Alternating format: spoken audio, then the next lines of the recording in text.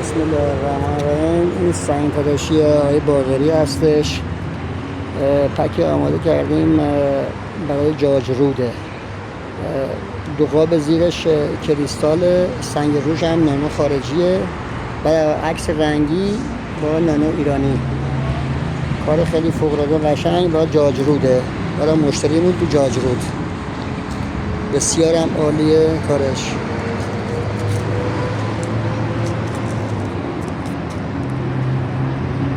اینم کارشه. تر گله و پایینش هم قطاریه. این تر گلشه. این تر گلشه نکن. یه کار زیبا و کار قشنگی هستش. این هم عکسشه. عکس فوق‌العاده قشنگ. این کل کارشه.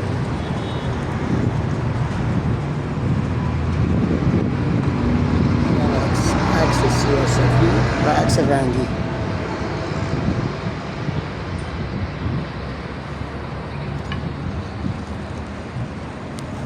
این هم ترش بسیار تر خوب و قشنگی. تر گله، زیرش هم مدادیه. زیرش هم سچاپ مدادیه، خیلی قشنگه. این هم کارشه نکن.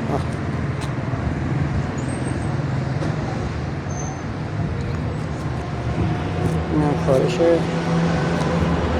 این هم کارشه. کار بسیار قشنگ. کار بسیار عالی.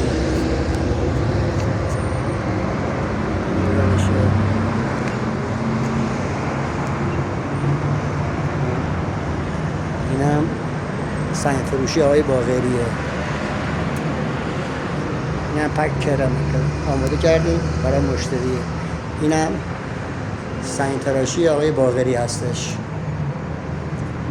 در خدمت مشتریای عزیز هستیم. تلفنی سفارش میتونید بدید، حضوری هم میتونید تشریف بیارید، در خدمتتون هستیم. خیلی ممنون، متشکریم.